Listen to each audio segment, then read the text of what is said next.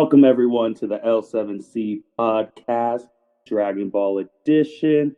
This is Martin here, and we have the Dragon Ball expert Mitchell Osso. How are you doing today, man? Doing pretty good, Martin. Living the dream as always. Moved into a house recently, still unpacking, but obviously it must be going good if I have internet to be on your podcast yet again. So thank you for having me Oh, as no always. problem. I know you had internet. That was the first thing that was in the new house. Oh, yeah, I mean, even before there was a couch, a TV, or even, like anything, not even a single box, I made sure that the internet was up and running. So can't, it's the most important That's thing, true. That's true. So today, guys, we're going to be talking about Dragon Ball Super Manga number 64. We're going to be previewing that, which is coming out 6 days from now. We're also going to talk about our favorite characters from the Dragon Ball series, our least favorite characters from the Dragon Ball series, and one thing we would change just in Dragon Ball Super. So we're just going to hop into the manga number 64 preview. Last time you heard from us, Beerus finally showed up, and he was fighting Moro, and he used some of his angel's abilities, and he got, to our knowledge, erased. And we're left with a scene of Goku standing there, looking pretty angry, kind of a la like when he was going Super Saiyan 1 against Frieza. With the spoilers that have come out, Goku is talking about he inherited Beerus's will, saying he's going to be the one to beat Moro. Moro saying this is the same stuff he's been saying for almost like 30 chapters, I feel like, of the manga. Whis and Beerus are watching from afar. Whis is talking about that it's simply a matter of Goku being able to control his feelings. And those are the gist of it. So I'm going to let Mitch tackle some of the things he's thinking from the quote unquote have so far. Alrighty, so thank you for that transition there. So yeah, like what Martin stated, the end of chapter 63, we had Goku. He watches Beerus get erased from existence, and again, like he said, to our knowledge. And so let's dive into like some predictions. So like I don't know if any of the listeners have seen, but usually about 10 days prior to a chapter being released, and this has only happened like the past like four chapters. It's kind of unique. Is that we used to just get spoilers like a couple days prior, and they were actually like from the chapter that was coming out. They would leak some of the images, but now they started giving us more spoilers about 10 days out of like they're kind of like rough drafts, like little sketch pieces, and it's they've been pretty accurate to what actually is released, so it's we can kind of trust it. But spoiler alert, anyone that doesn't want to know any of this fun jazz, but basically Goku is talking to Jocko about what happened with Beerus. Goku is you can see that he is feeling some sort of feeling or remorse from Beerus vanishing out of the blue to give them a fighting chance against Moro. And then Moro comes out of the rubble, and he's not very happy that Beerus just kind of knocked him around. But then he notices that Beerus isn't there for whatever reason, and then Goku and Moro have some sort of dialogue, and then all of a sudden you just see Goku. He's angry at first, and then you kind of see him just loosen up, like act relieved, not relieved, but just he became calm. And then the very last photo of our spoilers is that he just like bursts into, like, he just powers up. We don't know if that's a transformation or did he just go into Ultra Instinct, whether it be Omen or like Mastered. We're not 100% sure yet, but that's how the spoilers are. So before these spoilers, my prediction was that Goku would go Mastered Ultra Instinct after Beerus passed. It would be like the trigger that he needed, because Beerus had stated to him that he had all the training, he knew what he was doing, and I'm paraphrasing on that. He just needed something to trigger him, and probably Beerus's passing or erasure will be that. So my prediction, and I don't think it's anything that some other people might not be taking. Like you're not trying to jump out of the box with this prediction, but Goku's about to go mastered Ultra Instinct. He's going to fight Moro, and then they're going to collide. My prediction, though, however, is that it will not be the true finale. It's not going to be what finishes off Moro. So I believe that someone else is going to come into the battle. I think that Goku's going to weaken Moro significantly, like what he did with Jiren. There's going to be a time limit, and he's going to get wiped out from it. Um, and then maybe Vegeta gets healed by Dende and he comes. I still think there's going to be an appearance by Majin Buu slash the Takayo, because he was a big part in the very beginning of the arc with the flashback and then on New Namek. So I think we're going to see another showing of him in what he actually will do. We can dive into that, but that's my prediction. What's your thoughts? Is that on what's about to come up, Martin? I do think that he's probably 99% going to go into MUI. That 1% is if he goes into his own different transformation that you never know with this series. I am on the opposite of someone else coming. I think once he goes MUI, he's going to win. The only reason I think that is because of Miras getting rid of the absorption thing on Moro's hands, so he can't do that hack thing anymore. And I just feel like with MUI coming, that Goku needs to win. I do hope that it does run out and something else does happen. But I also do hope that when Miras said that Goku has all the training, I hope that doesn't mean that once he goes into MUI this time, he can go into it whenever he wants, because then I'm going to have a huge problem with that. I would like for Vegeta to come. Fat Boo's been gone for about 20 something chapters, so that'd be great too. But I just feel like right now, after Goku said Vegeta saved him this time around, Mira saved him, Dende saved him. So I was like, once he said, I was like, oh yeah, he's gonna take it for the win.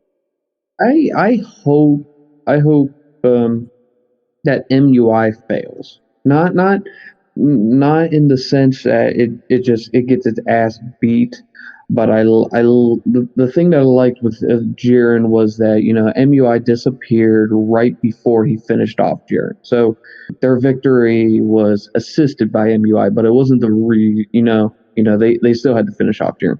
And if MUI beats down Moro, but then it doesn't get the job done, then in future arcs, because we discussed where could Dragon Ball Super go after this arc. It's like, when the next big bad villain comes, or maybe like two or three big bad villains come along that are like, because the next villain's just going to be significantly stronger than Moro. It's like it it'll be like when they actually show MUI again with that villain. If MUI failed twice against Jiren and Moro, then we're gonna be like, okay, just because he's going to go MUI, how do we know that he's actually going to win this? Because it's over 2 right now, but then it does, and then you're like, holy crap! Finally, Goku has worked his butt off to make MUI great enough to actually get the job done.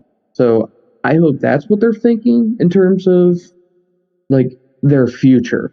Because like what you said, if MUI gets the job done right now, and then Goku can maybe he can go into it kind of freely, then it's I feel like we're on a trend on Super Saiyan Blue territory here.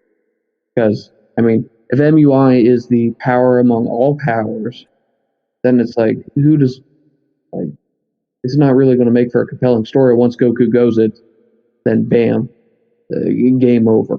But if I see MUI fail a few times, and then when we get to a significant villain again, and it pulls through, I feel like that might be a compelling story. So I only hope that it does not defeat Mora. It can weaken him. I'm cool with that. But I want the arc to end a different manner. Right. Yeah, I think if he mastered, if out of this, if this whole story was to get Goku to master MUI, and then the next arc, I think in our previous thing we were talking about other universes. I think that's all out the window. The only way is now is if we're fighting angels and gods of destruction now.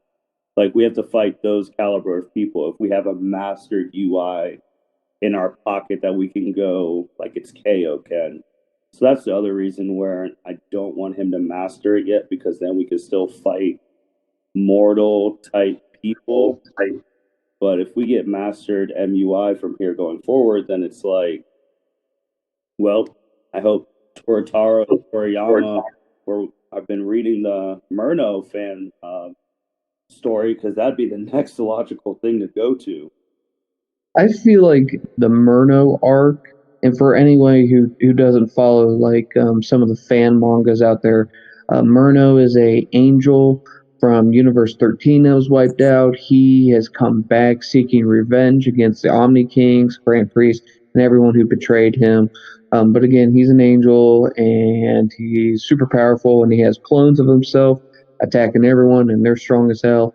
But that's what Martin was talking about. And I agree that we should have an angel, kind of like a rogue angel kind of thing, or maybe like a rogue god destruction, because they did state that there used to be 18 universes, so and 6 of them were wiped out because the Omni King was pissed. And so that's a story that they can definitely dive into. I don't know if they want. I want them to jump into that next.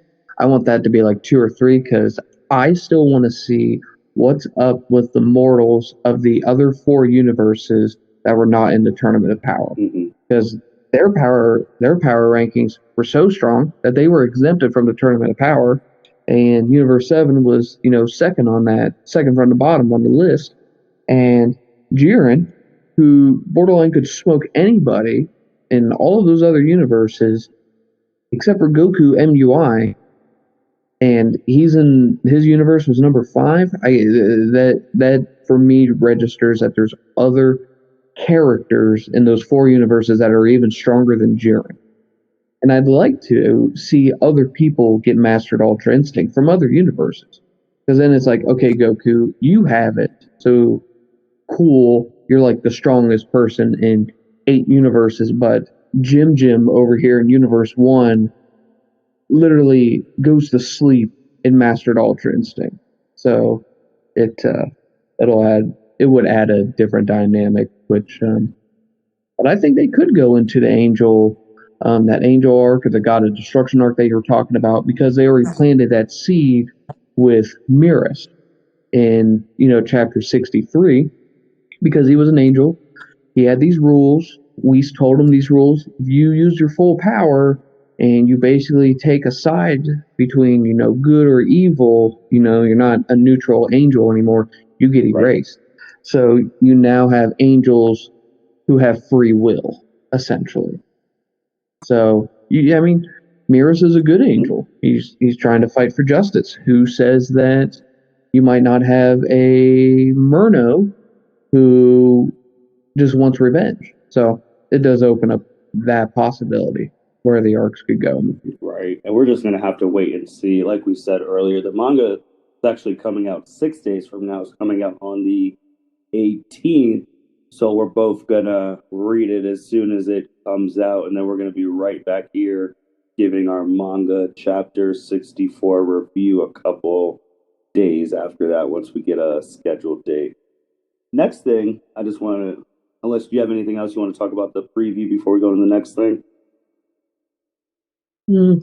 Nothing at the moment. I think it's just the stuff in which I want to talk about, I think would be more appropriate for after we see the manga chapter. Because if this is gearing up to be the very end of the chapter, then the next predictions that I would have, depending on this chapter, they're kind of mute point.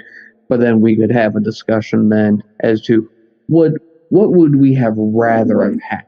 you know, that's a different discussion. So yeah, we can move on to our next Right. topic. And the next topic we're just going to talk about is our favorite and least favorite characters in the Dragon Ball franchise.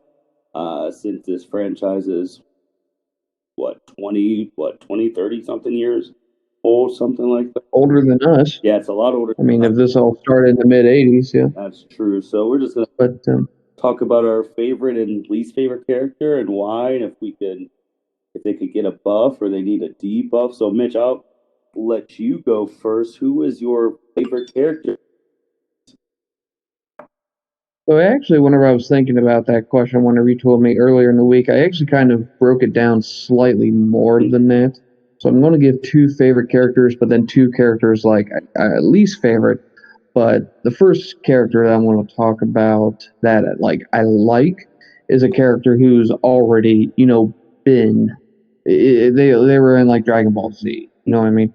And so the character who has transitioned through is I think it's Vegeta. I think Vegeta he's had more I think like memorable moments in terms of like what's happened in Super, both the manga and the anime. It's like I liked his moments whenever he was like first interaction with like Beerus, and then especially going up against Black and Evil Goku, kind of Black, and Vegeta always had those those pride moments that he's always had. So it's not like anything's changed with him.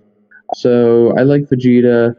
Like some of the new people though, in which I like Broly. Oh, Now granted he was just in the movie, so we haven't seen him actually in the manga. They mentioned him, and we haven't seen him in obviously anime because the anime stopped before they actually show him. I like Broly because his story is more realistic. okay. I mean, if you watched the legendary Super Saiyan, I loved Broly's like how savage he was in that, but his backstory was stupid. So I mean, you have a baby who basically has PTSD because so he holds a grudge against Goku crying, but not against the people who stabbed him as a kid. He doesn't hold any like grudges against King Vegeta, or even Vegeta. He just has against Goku. If I could remember being like a baby, am I going to be pissed off between Goku crying or someone stabbing me? I'm going to pick the latter. But that's not how that was. He was just a mindless monster of destruction. Which, okay, some people might like that. But in the movie, they gave him a backstory. It was King Vegeta, and therefore Vegeta that Paragus and Broly resented. They actually made Broly like also like a good guy because he had his friend that giant worm. I forget the name that he named the worm. And then his dad took him away from that, and so Broly I like. So then for characters that I don't like, or would you? How about you? Actually, let's stay on the topic of characters that you like. I want to hear your thoughts on that before we dive into. Yeah, because when I think about Dragon Ball, my characters that I do like, I would say my favorites. I think Vegeta is the most popular actual character in the series. I think his character development is right at the top, if not the top of not just anime, but fiction in general, from how he was introduced in the series to what he is now in Super. I would say a character that is probably my favorite is actually Bardock, who, for those who don't know, is Goku's biological dad. I think when I watched that movie when I was younger, the story of a guy realizing the error of his ways too late and trying to make amends while seeing visions of his future son that he'll never get to meet and trying to make atone for his sins or trying to make a better world for his son and then failing in the process but dying with a smile because he sees that his son's going to be the one to take out the tyrant of their people. Frieza, I've just always liked him.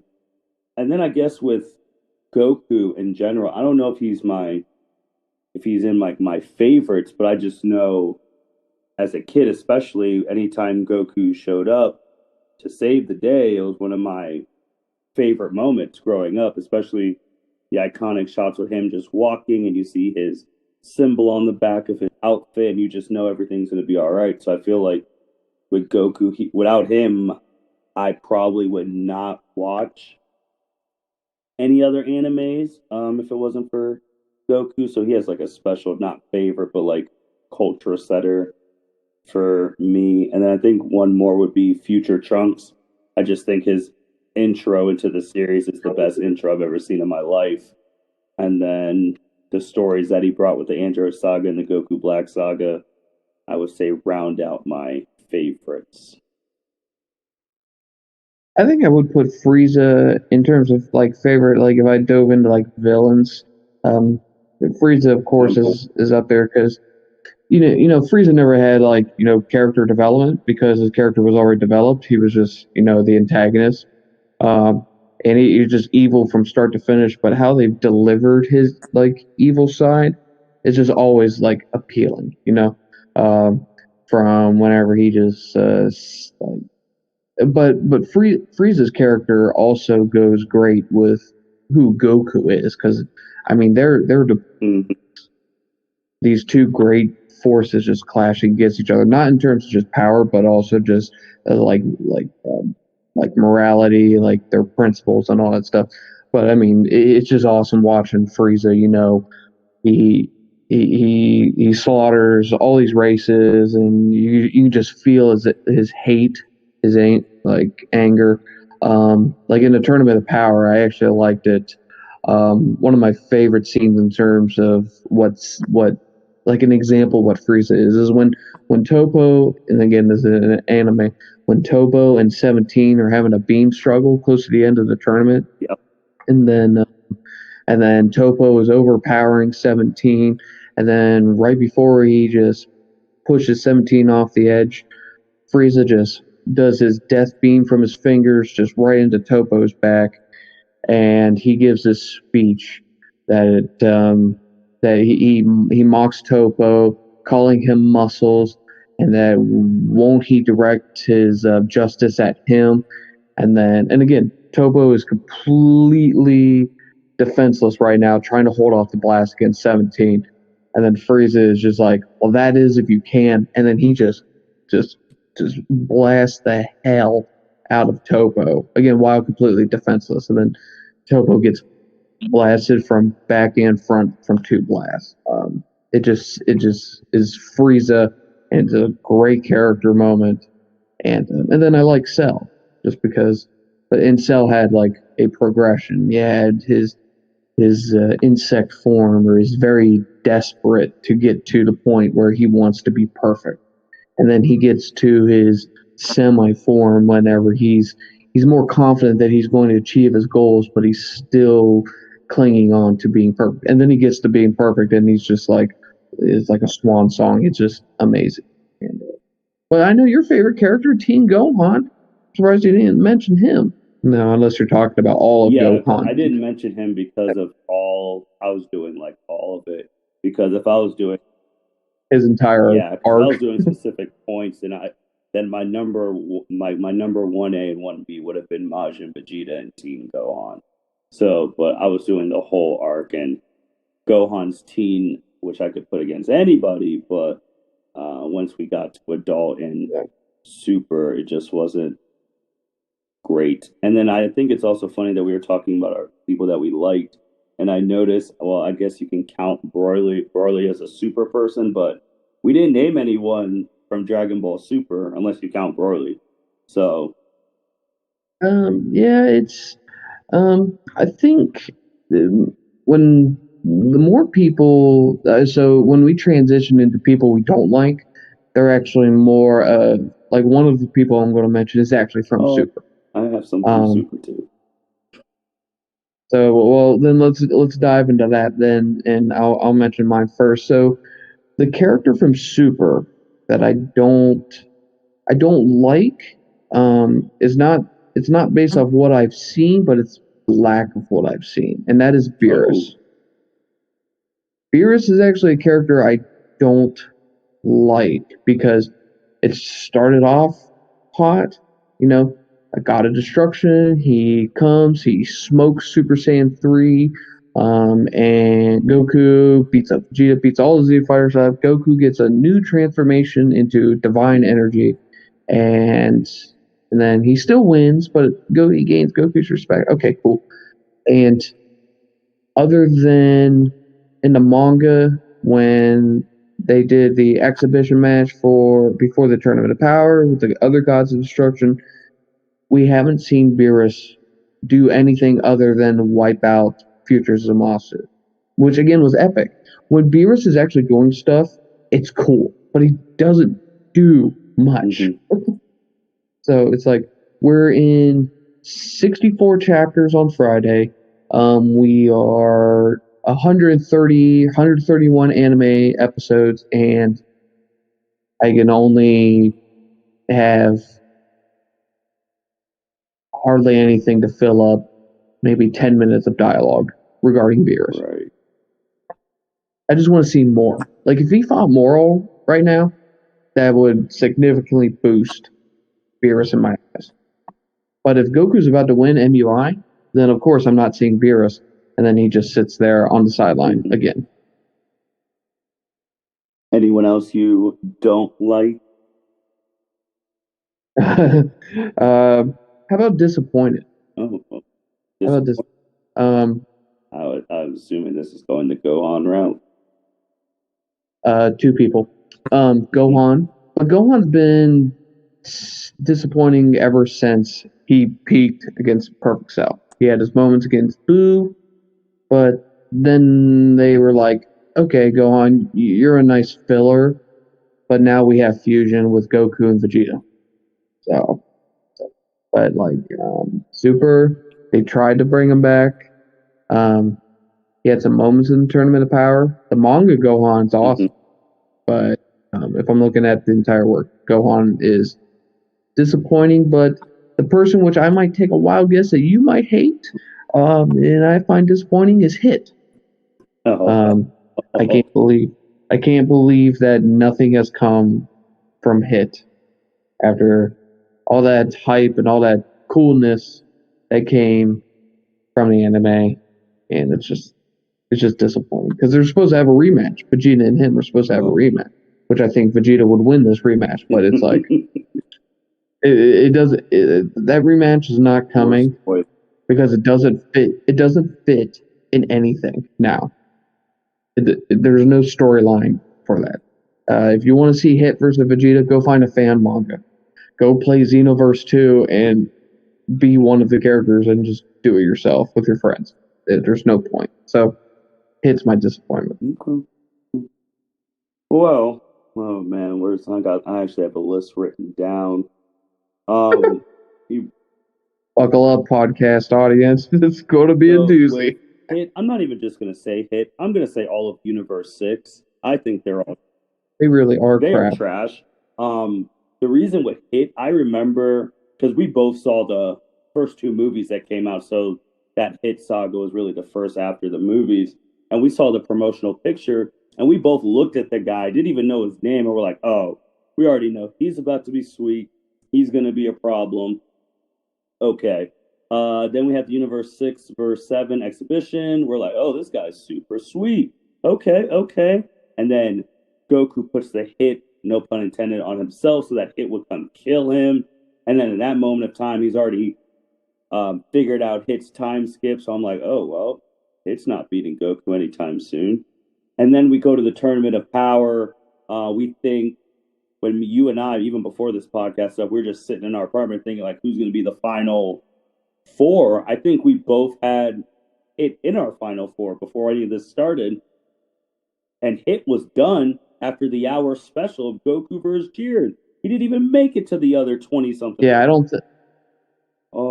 Yeah, I was going to say, if I remember correctly, I don't think he made it in the top half of the contestants. I don't think he made top 40. He might have.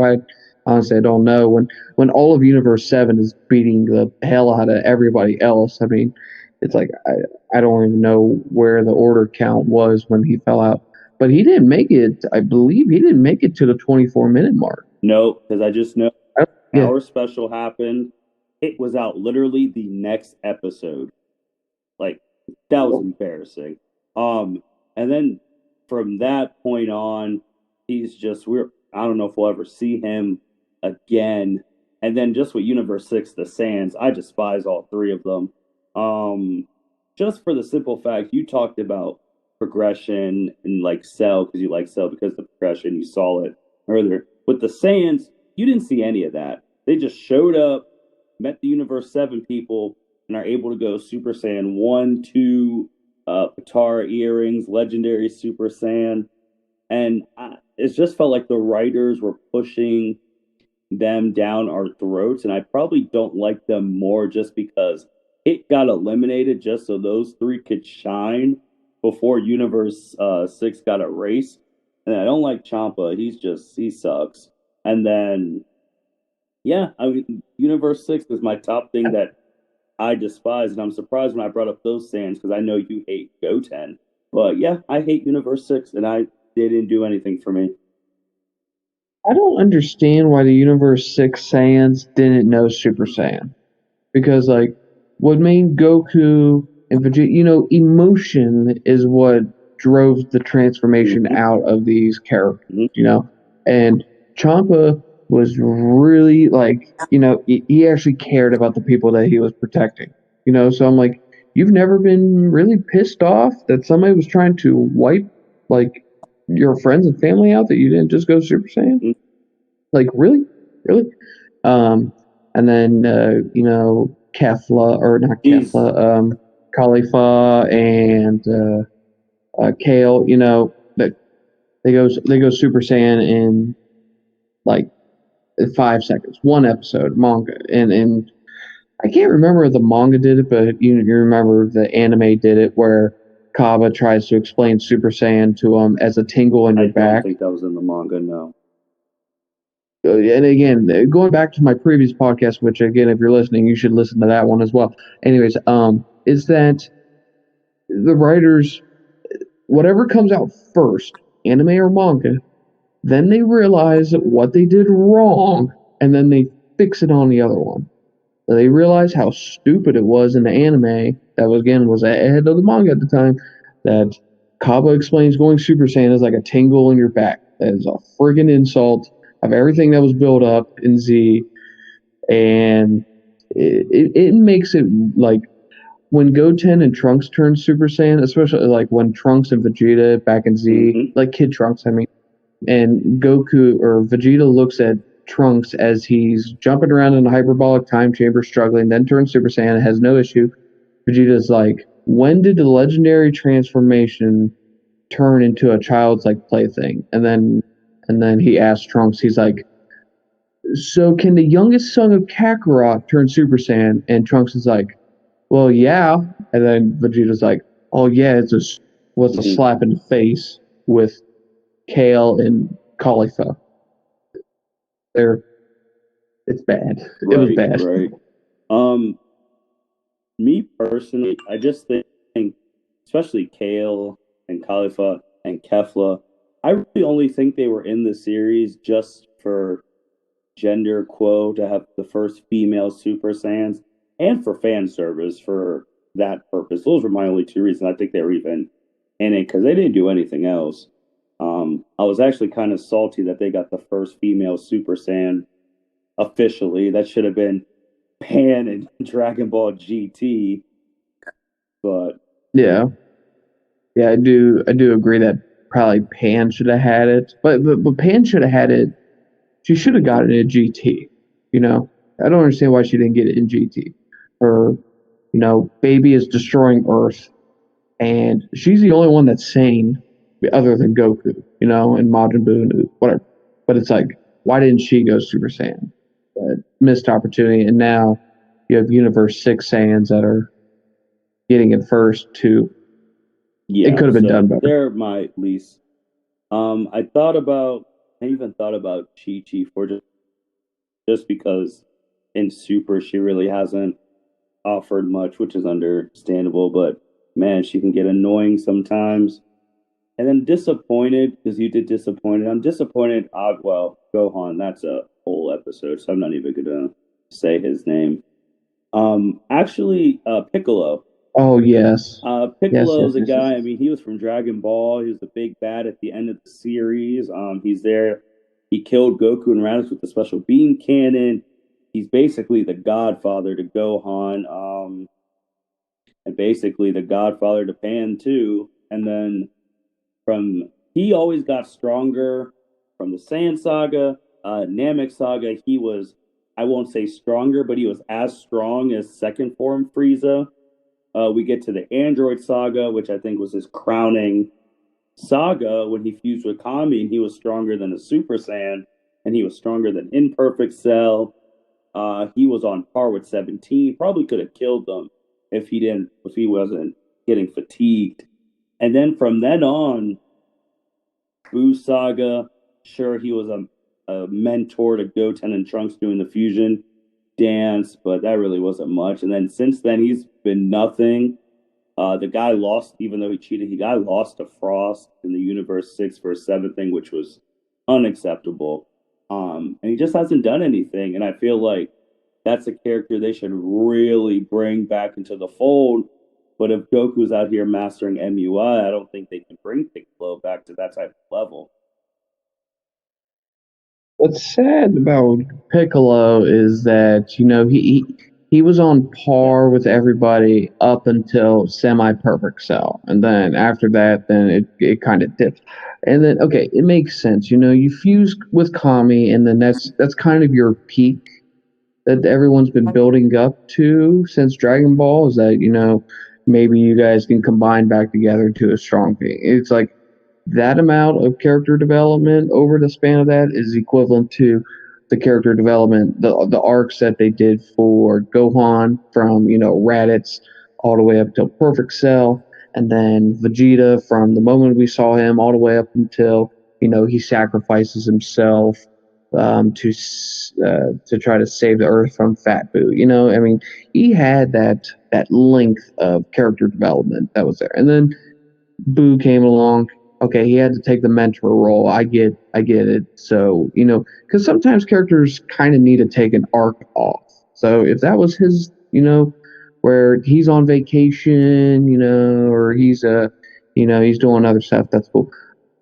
And then what they need to really do is like what you said, bring him back. But how can they bring him back?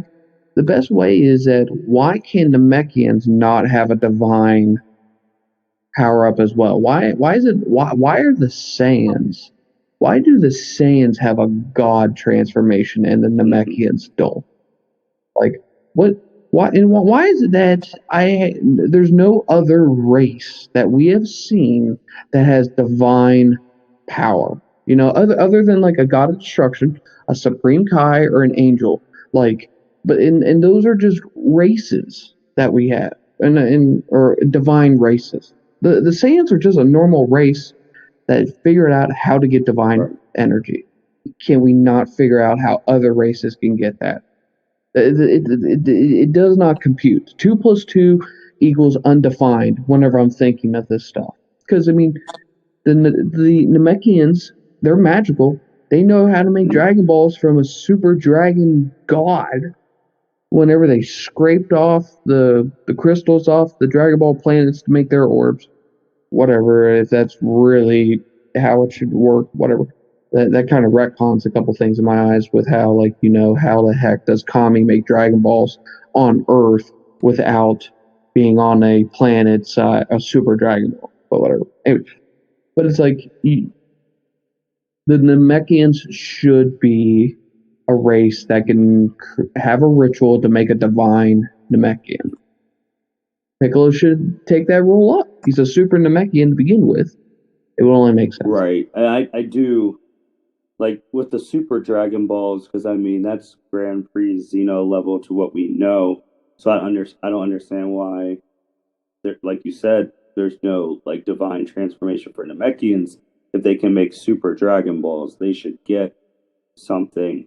And I do think the turning point for Piccolo that was downhill even before we even got to Fusion was another disappointing character. was during the World Martial Arts Tournament when he surrendered to Supreme Kai. And Piccolo made it sound like they made it sound like Piccolo was saying this guy was just ridiculously strong and had all of us as kids hyped up. But then we saw him fight, we're like, oh, this guy sucks. But for Piccolo to back down from that, I mean, maybe looking for it, maybe it was a sign of respect. But back in the anime, they said, no, the guy's super strong. So it's like, come on, man. If you thought Supreme Kai was strong, you didn't stand a chance. They let Deborah spit on him. That's when we should have knew Piccolo was never coming back. Now, like Supreme Kai was strong, but not the strong that Piccolo hyped Yes. him up to be. Like they compared Supreme Kai to like Frieza like level. I mean, back obviously in the Namek arc, that's pretty damn strong. But like once we get into Cell, Majin Buu, you realize that was kind of pathetic. Now, if we had Zamasu kind of power level, then obviously then we're singing a different tune here because Majin Buu's probably not even a threat then at that point. Yeah, it's yeah, Piccolo. That one kind of grinds my gears because he's a great character, and you have something to set up. They just need to either a think of that, or they need to just pull the trigger and actually do it. And Yeah, but that was really all I had on that, but the least and disappointing. The last thing we got for this episode is one thing you would change in the current run Dragon Ball Super. So I will you go first. That one sometimes it's kind of just hard because it's like the things in which like I want to change might be just based off of like what my predictions were for those arcs. So it's like, am I just wishing that I was right in like my predictions? Do I think those stories would have been better, or not 100% sure? Like, what would I have wanted to change? Yeah, let's think here. I thought I needed a little bit more of Jiren's backstory. I think I love Jiren and how strong he was. That's cool, and that he did everything by himself to get to his strength. But it's his backstory. Okay, he was a kid, evil doer is what they say. Came, killed his family, killed his mentor, killed his friends. All he wanted to do was get stronger because power is everything. Like snooze fest. Like gosh, like, I'm sleepy now. Okay, that was boring. Um, what would I want them to change? I just wish maybe some of my predictions. Oh no! I wish they would introduce the demon realm. I want the demon realm. They do it in the games, and maybe they're just saving all of the demon realm for the games, and I'll never see it in the manga or in the anime. But other than Lucifer back in Dragon Ball and Deborah in Dragon Ball Z, that's all of the demon realm we have, and they were originally supposed to be the opposite of the Kais. And they're supposed to be like a divine race themselves, but they're just not. They don't exist. They exist, but they get ignored for video games. Because I really was convinced that Goku Black was a demon that um, took possession of Goku's dead body in Future Trunks' arc because he had the single green Batara earring on his ear that was green, and that was around the time that Xenoverse 1 came out, and you had Demigra, who was a demon god who had green Batara earrings, and it just everything kind of just made it look like that was what was happening. Now, what they did, it was pretty good, but I just wish they would introduce the demon realm. Just to go off on the stuff you were saying about the demon realm, especially with the games, like they've pushed the demon realm a lot. You brought up Demigron Xenoverse 1 and about them taking Goku's dead body from the Future Trunks arc. I was almost thinking about if they would have took Bardock's body since he looks like Goku. In Xenoverse 2, Bardock has a significant role in Xenoverse 2 in the demon realm. So that would have been also super cool. And it's more in the games. It's more even in Dragon Ball Heroes with the main bad guy, Fu, being from the demon realm. So yeah, I hope that's coming down the line. So open up a whole brand new arc. I think the one thing I would change about Super, you brought it up earlier. I think it would have been the Tournament of Power. The only thing I would have changed about is that if people didn't realize when you were watching the show, Universe 7, the second weakest universe, quote unquote, eliminated each universe. It was literally Mm-hmm. like Universe 7 was on one end playing dodgeball against all the other ones, and they just kept eliminating them. So I think the only thing I would have changed is that if they didn't weren't the only ones who eliminated everyone, if like Universe 6 eliminated Universe 2 or Universe 11 eliminated Universe 10, something like that, just to make it more chaotic. But even Grand Priest said that no matter who keeps challenging Universe 7, you're just taking them out, and it's unbelievable. That would be the one thing I would have changed. It's just kind of funny because I'm actually trying to research right now as we speak here how many people did Universe 7 eliminate from there, which I'm about to have it pulled up here in a moment. It's just funny, but you know that video. It's kind of like a meme, you know, of the guy he's like at a birthday party or something like that, and he's just slapping everybody who walks up to him, Yep. slapping adults, kids. He's slapping the cops when they come up, and you know, he just that is what Universe 7 was doing to everybody in the Tournament of Power. Just they came up, they got slapped, they moved on, next person up, everyone gets slapped, and yeah, it was kind of ridiculous just to see Universe 7 just stomp everybody. Like it's not realistic. It No. really isn't. So that's the one thing I would. See, I have the order of eliminations here. Um, let's see, where was Hit? Hit was number 50, eliminated. So he did make it past the halfway mark in terms of people eliminated, but yeah, he was number 50 out of 80 people. Yeah, but he So got eliminated before the tournament even picked up. reached the Yeah, halfway.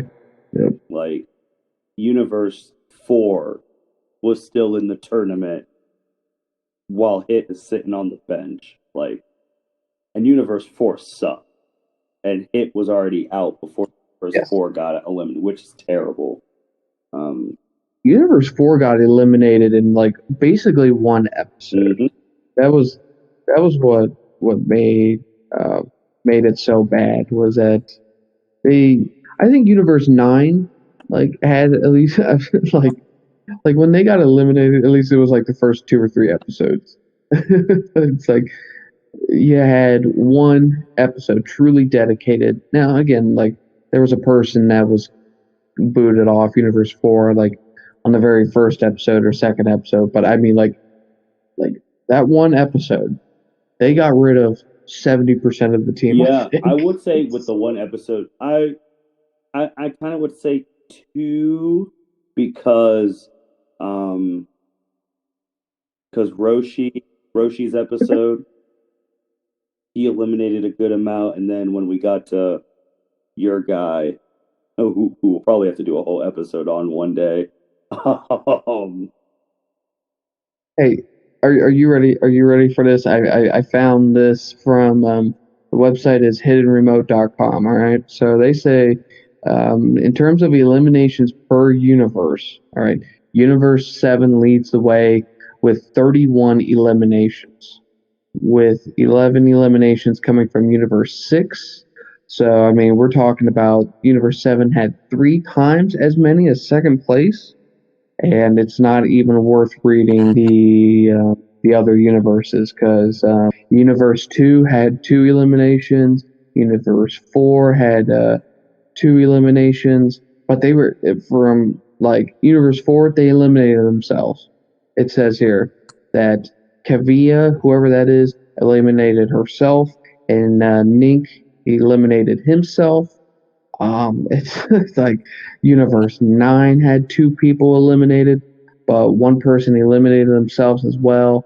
And funny enough, says I don't think this is completely right because Universe 11 it says Jiren only eliminated 2 people, so I don't think that's right because I can already think of at least 3 people. Yeah, that would And maybe that was because he took out Vegeta, Hit, and that dude he just beat. that slime Yeah, guy. by just blowing air. So it would have been 3. But I mean, let's just say that 31 was even accurate. It's like, okay. So it says here Goku had 12, Vegeta had 11, Frieza had 8, 18 had 6. So Master Roshi eliminated 4 people. And I mean, right then and there, I'm looking at 12, then 23, 31, um, 31, 37, 41. I mean, from Goku, Vegeta, Frieza, 18, and Master Roshi, right there was 41. And I didn't get into 17, who eliminated 4. It says here Tien had 2 people, Krillin had 1. Go on, he would have had to have had 1, just taking out. Well, no, Frieza took out. I can't remember his name. Rabbit guy that looks like Beerus. Can't remember his name. But Gohan at least had that one dude eliminated who had the photo of his family. We're looking at least 40 to 50 people somewhere in there that Universe 7 eliminated out of the. And you can't say 80 people because 10 of those are Universe 7. So it's like 50 max of 70 people. Right. It's like, yeah, no, I would change. So they did not love anyone. No. Well, that is actually the end of this episode of DBZ or DB podcast. I mean, we're going to be right back in a week from now. Actually, yeah, 6 days from now, something like that. But Yeah, we'll probably record. We'll probably record that night, or we'll record that Saturday. Definitely. So, Mitch, do you have anything you want to say to the listeners? Nope. Thank you for listening as always. Go back and listen to the first one if you would like. Hopefully, my voice is actually not scratchy or cut out because last time I was on my phone or we recorded. Now I'm on my computer. So I guess we'll have to wait and see if you can actually hear my sentences from start to finish. But thank you for tuning in. Truly appreciate it. And if you have a podcast in which you are interested in discussing for all of Martin's viewers for the Level 7 crew, just talk to him. He invites a ton of people onto the podcast. You can listen to Jacob Mason talk about WWE. You can listen to Byron Mitchell talk regarding what do you guys talk about? Basketball, sports, video games. We talked about DC fandom. We did a review on Marvel's Avengers. That was the most recent one. Check that out, the video game. And we're also talking tomorrow, this time with Cedric. And shoot, maybe you're gonna have to come too. I don't know if there'll be too late notice. Top 5 Power Rangers series tomorrow. Oh goodness gracious! I might have to make a cameo with that one real quick. Yeah. That one's gonna be intense. So we're scheduled to do that tomorrow, and it'll be Cedric's first time on. So yeah, I mean, like Mitch said, we just talk about a whole bunch of different stuff where there's an avenue. If you like something, we're pretty sure we've talked about it. Just like we got a Power Rangers episode coming up, we got another DBZ one coming up, we got a wrestling one coming up, we got an NBA second round recap coming up.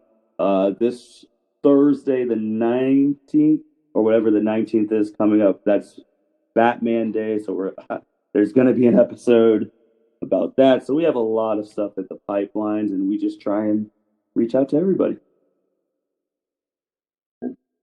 So look into it, everyone. Martin's got you covered, and well, bring some knowledge because everyone would like to learn something maybe they're not an expert about. So I mean, I listen to these podcasts as much as I can. They're all very informative and very.